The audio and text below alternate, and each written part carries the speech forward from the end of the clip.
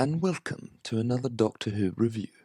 Today I'm reviewing the 8th Doctor and Dalek Interrogator Prime set, one of the new character options figure sets made as an exclusive for B&M, and in a surely surprising but most welcome turn, made for Big Finish as well. The figure sets came out a few weeks ago, and boy oh boy, what a lovely thing this was to hear about.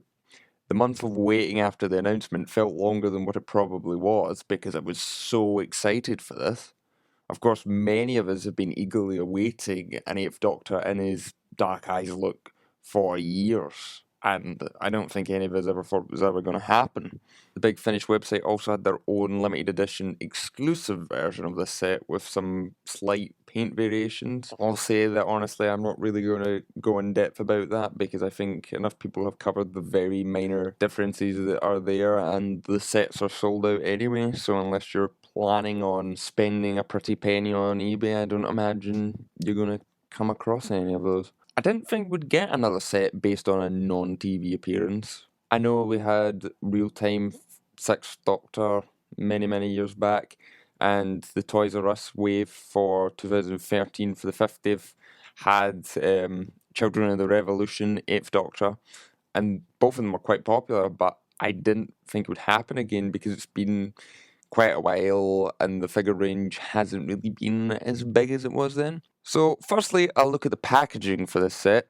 They've redesigned the packaging for this year's B&M sets, replacing the old classic merchandise red and blue starry motif with the blue and silver that seems to be the new standard for classics. They've got a lovely copy of the Dark Eyes 8th Doctor sidebar that Big Finish used to use on their covers, and a nice little additional touch of a limited edition sticker. On one of the sides of the box, we also have the cover art from one of the Big Finish Time War stories, but I'll come back to this in a bit. And the back features this beautiful line art of the TARDIS that's also been brought in with a new packaging style alongside some Gallifreyan symbols. It's a marked improvement from the old style packaging in my opinion. It looks a lot more clean, a lot more professional. Likely this is down to characters shifting their focus towards the collectors rather than necessarily children as much these days with these sets. And here on the back we also have another Big Finish cover piece from the Time War sets alongside a blurb from the story that this set seems to be based around, in the Garden of Death. Opening up the box, we also have the nice additional inclusion of this little backdrop card of a space battle in the midst of the Time War. That's a really nice little thing. I wasn't expecting them to do backdrops for the Dalek sets because the other B&M sets don't have any. On to the figures. I mean, these are just amazing.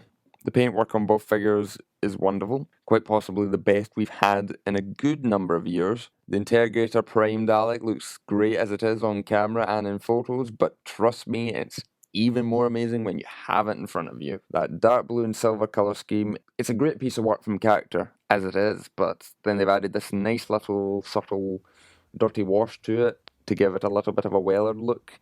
It's been done superbly, it's just right, it's not too overdone like the Special Weapons Dalek originally was. A nice addition to this figure, I'd say, and makes it well and truly stand out. The Russell T Davies Dalek design is actually my least favourite of the Dalek designs, but in this paint scheme, I'm actually seeing past that. For the first time ever, I think they've found a look for this design that I can actually enjoy, and that's quite a feat for me personally. Now, if only they would have this colour scheme in the TV show.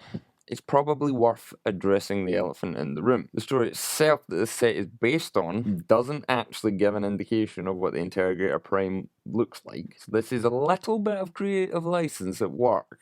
That said, the paint scheme does match how a group of Daleks called the Eternity Circle are described in Engines of War, which is a War Doctor novel, so it's likely that has been used for inspiration here. You could make the argument that this would have been better placed in the War Doctor set. I think it's suitable enough to be here instead. It's a lovely little addition to the figure range overall, and the blue of this Dalek actually fits quite well with the blue of the Doctor's jacket, which we'll get to in just a moment. But yeah, this Dalek is a nice little change, and honestly, if Big Finish want to get a little bit creative with their paint schemes, that's fair enough, because I'm certainly not complaining. This Dalek also features the later Dalek gun and sucker attachment, as opposed to the early, chunkier, slightly more inaccurate versions. Onto articulation, the Dalek dome can do a full 360, eye stalk up and down about 45 degrees. The sucker and gun are on ball joints, and they get a full range of movement around in front of them.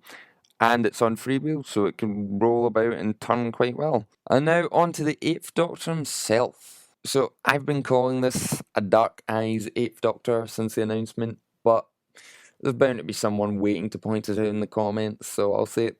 The head sculpt chosen actually more resembles the Doom Coalition and Ravenous box set appearances of the 8th Doctor. It matches the cover art for them, where they combined the upper part of McGann's head from the Night of the Doctor photo shoot with pictures the Big Finish had taken of him for Dark Eyes. It's a fair point to make, especially as the Time War cover art on this box set actually features him in his Night of the Doctor outfit, and in the Garden of Death actually has him in some sort of prison overalls. But again, it's just a matter of creative license, and I'm very happy that they've gone this route. I suppose they could have marketed this as a Ravenous box set or as a Doom Coalition box set, but I think perhaps the Time War is something recognisable immediately for Big Finish aficionados, but also for the general Doctor Who fan who isn't as familiar with Big Finish. Ravenous and Doom Coalition don't have the same immediate recognition that Time War does. But yeah, I'm very happy they've gone this route instead of another Night of the Doctor re-release. I don't see why people would get pedantic about it, given how wonderful it is just to have a new type of 8th Doctor out there. They've made impressive use of the existing 9th Doctor body. The paint job makes it look very different for the 9th Doctor, even though it's the same sculpt. And they've gone back and done a version of the Night of the Doctor head with the inward plug rather than the outward plug just for this release, so they'd be compatible with this body. As a follow-on from that, though, as you can probably guess, and as many people, myself included, probably wondering, due to this body requiring an inward plug, that does mean for any of you entrepreneuring custom makers watching, you won't be able to use the Dark Eyes head that came with the War Doctor figure on this body, unless of course you're willing to boil pop this head out and then glue the Dark Eyes head in place, or find some other mechanism of making it sit on there. Personally, I'm happy with the head as is. I'm certainly not going to pick any bones about that. It's also something that I don't imagine is going to be an issue for too many people, especially any folk picking this up that are less familiar with Big Finish. Compared to previous releases of the Night for the Doctor head, paint apps are for the most part well done. The hair is an improvement, having in the past looked perhaps a little too dark, and the skin tone is nice and crisp. My only little nitpick is the eyebrows. Like, where did those come from? Much less subtle than the prior releases, and perhaps just a little bit too bold. I mean, maybe they thought the previous releases the eyebrows looked too thin, and it's not a deal breaker, but I'm just very surprised at how they went from this to this. As I said already, the jacket paint job is a superb repaint. The blue really highlights all those little creases and distresses that the jacket piece has in a way that I don't think quite comes across in the black of the Night of the Doctor figure. The paint job on that, I don't think it's quite gets all the detail of the piece out. And those gold buttons look lovely. The offset for the blue really well. The trousers are in a sort of grey blue, and they've also been given a little bit of a, don't know what to call it, a lighter swirl, a lighter wash to make them look a little bit more weathered as well. Likely down to the money it would have taken for the head sculpt reworking. There are no accessories with the 8th Doctor, so no new Sonic or a satchel, but I'd say that's a fair sacrifice to be had. Much as a few people might be disappointed, it's not really that big of a deal again for most folk, and if you're really that bothered, I suppose you can make your own Sonic for him or find a satchel made for a figure of this size. Moving on to the articulation, the head can do the full 360 turn, but I wouldn't recommend it in case of paint bleed. Arms can do a full 360 twist, articulation at the wrist as well. Looking down at the legs, she's got articulation of the waist, full 360 round, but the jacket can be a bit prohibitive of that. Articulation at the knee, bending back. Because this is one of the earlier figure molds, there's less articulation to it than what some of the newer ones have had. So the arms, for instance, don't go out to the side. so that's something to bear in mind. Overall, this is a brilliant set.